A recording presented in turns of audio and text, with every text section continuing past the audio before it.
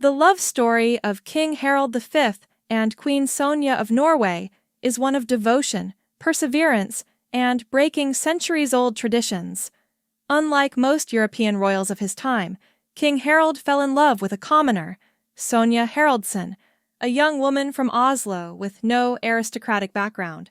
Their romance defied royal expectations and sparked controversy within the Norwegian monarchy. But despite the obstacles, they remained steadfast in their commitment to each other, proving that true love can overcome even the most rigid traditions. This is the incredible story of King Harald V and Queen Sonja, a royal love story unlike any other. Historically, Norway spent centuries in political unions, first under Denmark's influence and later with Sweden. One critical turning point was 1905, when Norway dissolved its union with Sweden and decided in a nationwide referendum to remain a kingdom rather than become a republic. The Norwegians then invited Prince Carl of Denmark, who took the name King Haakon VII, to ascend the newly independent throne of Norway. Many people forget that King Haakon VII was actually Danish by birth, but the Norwegian public welcomed him wholeheartedly. He learned the language, embraced local customs, and pledged to uphold Norwegian identity. Compared to other European royal lines dating back many centuries, Norway's modern monarchy is therefore relatively young. It spans just a few generations, from King Haakon VII to his son, King Olaf V, and then to our current sovereign, King Harald V. While these three generations aren't lacking in historical resonance World War II, the push for independence, national rebuilding, they don't carry the same sense of ancient lineage found in, for example, Britain's thousand-year dynasty, or Spain's centuries of Habsburg Bourbon heritage. Yet Norway's youngness turned out to be its strength in many ways. Because it wasn't weighed down by the long-established protocols that can accompany older royal families, it had more latitude to evolve. The Norwegian monarchy could adapt, remain open to modern ideas, and integrate more personal choices into the once rigid sphere of royal marriages. It also helped that Norwegian culture emphasizes egalitarianism. The idea that you shouldn't place yourself too high above others is deeply ingrained in Norwegian values. So the notion that a future monarch might marry someone from outside aristocratic circles was a bit more acceptable in Norway than it might have been in countries with older, more rigid traditions. Even a modern monarchy retains certain customs, especially regarding who the heir is supposed to marry. In the mid-20th century, many Europeans still expected a crown prince to form alliances with aristocratic houses. Yet Norway, with its shorter tradition of royal marriages, was a bit more flexible. This nuanced backdrop sets the perfect stage for the romance of Harald and Sonja, a romance that would evolve into a powerful statement about personal freedom, love, and the monarchy's place in a contemporary world. Born in 1937 as the only son of King Olaf V, Harald carried the future of the Norwegian throne on his shoulders. From a traditional standpoint, that meant marrying a princess ideally from a neighboring Scandinavian country or another European royal house to strengthen diplomatic ties. At a private gathering in Oslo, Crown Prince Harald crossed paths with Sonja Haraldsen, a petite young woman with sparkling eyes and a gentle aura. She was not aristocratic. In fact, her father was a merchant in the garment industry, and she had recently been working in fashion design. Sonja had also endured a personal tragedy. She had lost her father shortly before meeting Harald. This period of grief lent her a quiet resilience that must have caught Harald's eye. Something clicked between them, an intangible spark neither had encountered before. He knew very well that an affair with a commoner could ignite a royal scandal. Even in egalitarian Norway, the crown prince was expected to follow tradition. Apparently not. Soon after their initial meeting, Harald invited Sonja to a ball at his military academy, a move that was both bold and discreet. The ball itself was a formal event, packed with fellow cadets, guests, and possibly a watchful eye or two from the palace. For Sonja, Attending as Harald's guest meant stepping tentatively into the royal world. For Harald, it was a way to spend time with her without arousing too much suspicion. That night marked the beginning of a secret courtship, a romance hidden from public view and, initially, from the rest of the royal household. Harald was very clear in his mind. He had discovered a woman who intrigued him not just because of her looks, but because of her warmth, intelligence, and authenticity. Sonja, for her part, saw in Harald someone genuinely kind and attentive, not merely a regal figure on a pedestal. From this point on, their connection grew stronger, despite the looming presence of strict royal traditions. If love stories often hinge on fate, Harald and Sonja's earliest encounters seemed touched by destiny. Still, they had many obstacles to navigate. Family disapproval, media curiosity, and the inevitable clash between a centuries-old monarchy and a changing societal landscape. King Olaf V, Harald's father, had no immediate inkling that his son was dating a commoner. He was more focused on presenting Harald with suitable princesses' women from royal families across Europe. It was standard procedure. If the crown prince met a well-born suitor, that would secure the monarchy's ties to other nations, maintain royal blood, and uphold established tradition. But Harald mysteriously showed little interest. He politely met these prospective princesses, but he never advanced beyond polite conversation. Fearing the damage such a relationship could do both to the monarchy's reputation and to long-standing alliances, King Olaf V decided to intervene. He arranged for Harald to study in Oxford, England, essentially hoping distance would soften or end the romance. From the royal perspective, Oxford was an ideal environment for Harald to broaden his horizons and possibly meet an aristocratic match more appropriate for Norway's future queen. For Sonja, it meant an uncertain path forward, but Harald and Sonja had other ideas. Sonja applied to the University of Oslo, opting to continue her studies in English, French, and art history. She wanted to build an academic and cultural foundation that would allow her to hold her own in any intellectual circle, even a royal one. Moreover, the pair resolved to stay connected, no matter the miles between them. For the next few years, they navigated a hidden, often long-distance relationship that tested their devotion and opened their eyes to just how strong their bond truly was. Maintaining a relationship across countries, especially when one partner is the future king of Norway, was no small feat in the 1960s. There were no video calls, no social media messaging. Phone calls were expensive and had to be arranged meticulously. Letters were the main lifeline, often written by hand and eagerly awaited on both ends. In these letters, Harald and Sonja exchanged thoughts about everyday life, academic challenges, and crucially the future they both dreamed of building together. Harald's experience at Oxford broadened his worldview. He interacted with fellow students, professors, and European elites who saw him as a royal figure. Many likely assumed he would return to Norway and marry a princess, continuing the grand tradition of royal alliances. Little did they know that every letter he sent back to Sonja reaffirmed their determination to defy these old customs. Meanwhile, Sonja's educational pursuits in Oslo were just as transformative. She had studied fashion design earlier, but she wanted to expand her horizons to include language, culture, and art. There was a strategic side to this choice, too. She was well aware that if she were ever to stand beside Harald publicly, a deeper academic background would help her navigate the complexities of royal life. By honing her language skills and gaining knowledge in art history, she could confidently engage in cultural discussions, diplomatic events, and philanthropic activities. For many couples, such pressures might be overwhelming. However, Harald and Sonja's determination only intensified. They were each other's confidants. Sonja might have shared her anxiety over rumors back home, while Harald updated her on his father's attitude and the subtle hints that the royal family still expected him to choose a high-born bride. Letters weren't just a means of casual conversation. They became repositories of hope and reassurance.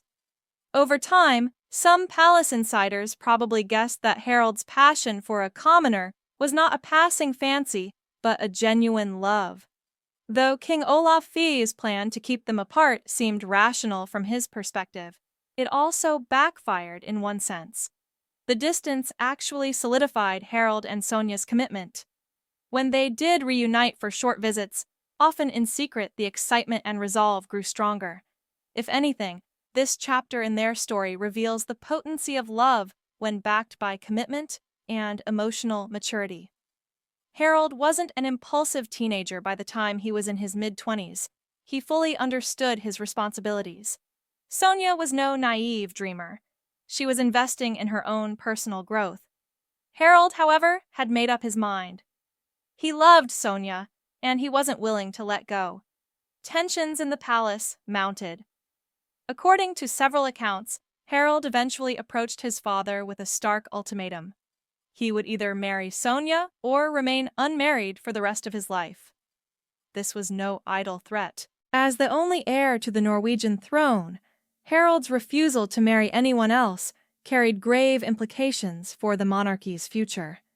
If the crown prince chose bachelorhood out of principle, the line of succession might be thrown into jeopardy. Faced with this prospect, King Olaf V had to make a choice. On one hand, permitting his son to marry a non-royal seemed an alarming break with tradition.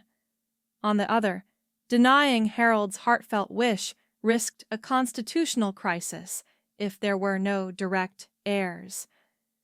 Moreover, the king by this time had likely recognized some of Sonja's virtues. She was educated, gracious, and had shown remarkable poise despite years of uncertainty. Perhaps the king also saw that popular sentiment was shifting. Norwegians in general, known for their egalitarian mindset, weren't as hostile to a commoner queen as might have been expected in more conservative monarchies. Ultimately, King Olav V relented. On August 29, 1968, an official royal announcement proclaimed the engagement between Crown Prince Harald and Miss Sonja Haraldsen. This moment was more than a personal victory for the couple. It was a turning point in Norwegian royal history. The monarchy, once bound by archaic rules, had yielded to love. A wave of excitement rippled through the nation. Newspapers published interviews with Sonja, who spoke humbly yet confidently about her readiness to serve as the future Queen of Norway. Photos of the couple gazing at each other affectionately circulated widely, capturing hearts and signaling a fresh chapter in the monarchy's evolution. In March of 1968, Crown Prince Harald and Sonja Haraldsen tied the knot at Oslo Cathedral. The atmosphere in the Norwegian capital was electric. Thousands lined the streets, eager to witness the procession. Some came carrying Norwegian flags, others brought flowers or cameras in hopes of capturing even a brief glimpse of the royal couple. Traditional royal marriages often revolve around diplomatic alliances, princes marrying princesses from other realms. But this was different. Harald's bride was a commoner, someone who represented an ordinary Norwegian upbringing rather than centuries of aristocratic lineage. Her entry into the monarchy resonated with many citizens who appreciated the idea that their future queen understood the daily life of regular Norwegians. There was a sense of unity, as if the monarchy had taken a significant step closer to the people it served. As the newlyweds exited the cathedral, the crowd erupted into cheers. The newly anointed Crown Princess Sonja waved, visibly moved by the overwhelming support. Her transformation from seamstress's daughter to Norway's next queen was complete, a testament to perseverance and genuine love. Alongside Harald, she traveled in a royal carriage through Oslo's streets, greeting onlookers who had waited for hours in the chill of early spring to share in their joy. Yet, beyond the spectacle, the wedding carried a powerful symbolic weight. It signaled that the Norwegian monarchy, though young in historical terms, was versatile enough to reflect contemporary values. It showed that tradition and modern ideals of love need not be at odds. The royal family emerged from this event with renewed vitality. In a world where many monarchies struggled to remain relevant, Harald and Sonja's marriage infused the Norwegian crown with a sense of authenticity. In the days following the wedding, many newspapers around Europe commented on Norway's boldness. The union was described as a milestone that proved once again that monarchy could evolve. Meanwhile, Norwegian citizens who generally prize low-key living and straightforwardness seemed proud that their future king had chosen a partner based not on lineage or politics, but on genuine affection. Over the next few months, the newlywed crown prince and crown princess embarked on a series of official engagements, signaling that Norway's monarchy was entering a fresh era, one that acknowledged personal freedom, love, and equal opportunity within a historically exclusive institution.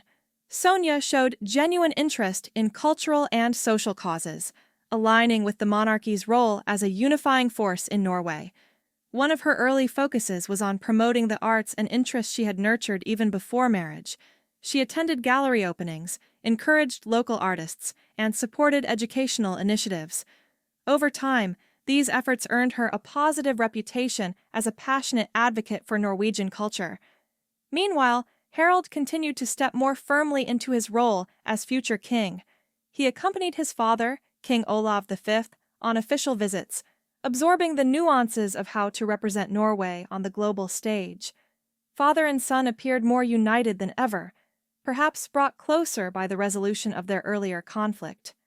Olav himself came to appreciate Sonja's qualities, privately acknowledging her gentle nature and intelligence. However, like any royal couple, they faced the weight of expectation regarding an heir. The media speculated about when Crown Princess Sonja would become pregnant. Personal matters that ordinary couples handle privately became front-page news. Yet the pair navigated it with calm composure, neither confirming nor denying rumors. Eventually, they welcomed 2 children into the world, Princess Märtha Louise and Crown Prince Haakon, solidifying the line of succession and providing the monarchy with a sense of security. Throughout these early married years, Harald and Sonja's relationship remained free of scandal. By most accounts, they upheld a loving partnership built on mutual respect. Unlike some royal unions in Europe, their marriage never made headlines for infidelity or discord. Instead, it became a steady anchor for the Norwegian royal family, a testament to the enduring strength of a love that overcame numerous obstacles. In January 1991, King Olav V passed away, marking the end of an era. Crown Prince Harald ascended to the throne as King Harald V, and Crown Princess Sonja became Queen Sonja of Norway. The emotional weight of Olav's passing was evident, as he had been an iconic figure during World War II and a beloved monarch throughout Norway's post-war growth. Yet, amid the national mourning, Norwegians looked forward to the reign of King Harald V and Queen Sonja, a couple they had watched overcome numerous hurdles just to be together. Broadly, it involved far greater ceremonial responsibilities, deeper involvement in state matters, and a prominent place in Norway's cultural scene. If she had once been worried about living up to royal expectations, those fears had mostly dissipated.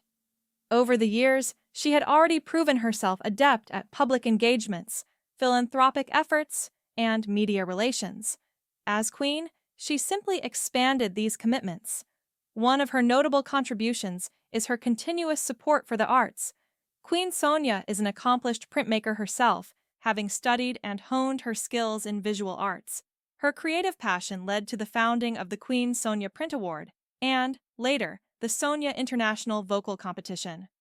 The Print Award aims to highlight the significance of printmaking globally, while the vocal competition supports rising singers, providing them an international platform.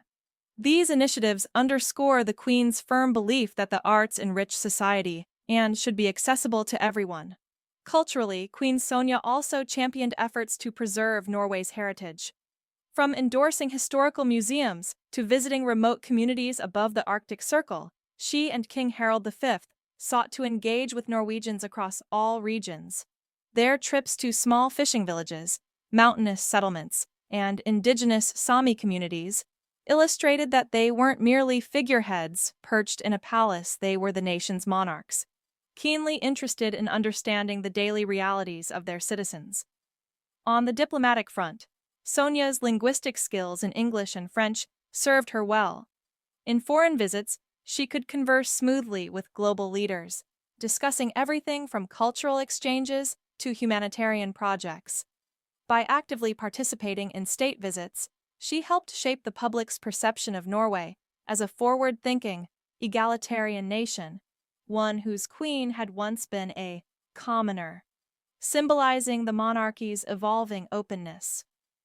For Norwegian women, Sonja emerged as an encouraging role model. Her trajectory from a seamstress's daughter to the queen showed that ambition, persistence, and the willingness to break boundaries could lead to extraordinary outcomes.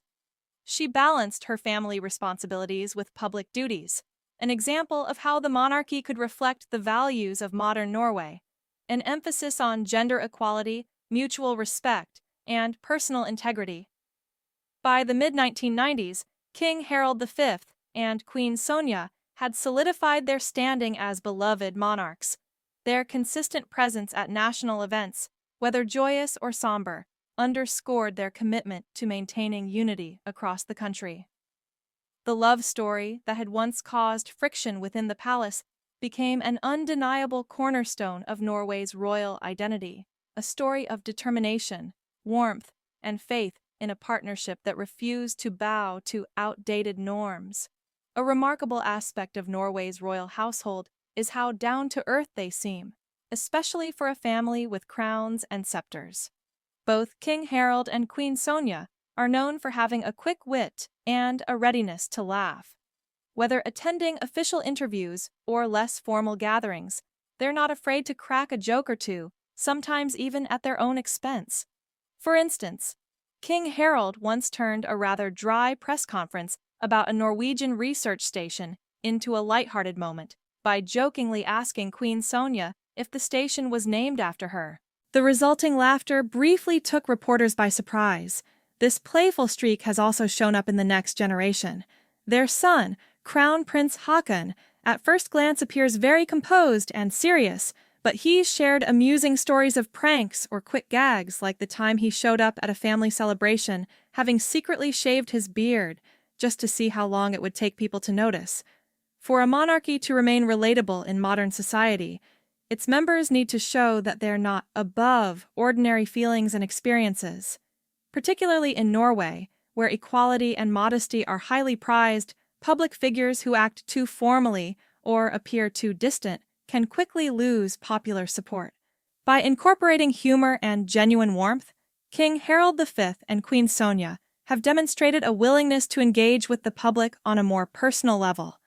Moreover, this approachability resonates with the fact that the monarchy in Norway is primarily a symbolic institution. It doesn't wield broad political power. Instead, it serves to unite Norwegians through national traditions, charitable work, and shared cultural values. If the royal family had adopted a stiff, protocol-heavy demeanor, they might risk appearing irrelevant in a society that views itself as modern, democratic, and progressive. This open-hearted quality also trickles down to events and charities the royal support. Whether it's launching a cultural festival or hosting a dinner for international dignitaries, King Harald and Queen Sonja make a point of interacting with attendees in a friendly, inclusive way. By 2018, King Harald V and Queen Sonja were both in their early 80s, yet they showed few signs of slowing down. They continued to travel for state visits, open cultural festivals, and support humanitarian causes worldwide. Observers often remarked on how engaged they remained in their public duties. This devotion likely stems from the same determination that fueled their youthful romance. Having fought so hard to be together, they didn't take their roles lightly. Over the years, Harald underwent heart surgery and faced various health checks, but each time he returned, ready to serve. Sonja continued championing the arts and Norwegian heritage, hosting exhibitions and meeting with local artisans. Despite the generally smooth journey of their marriage, they did face ups and downs. No long partnership is without challenges.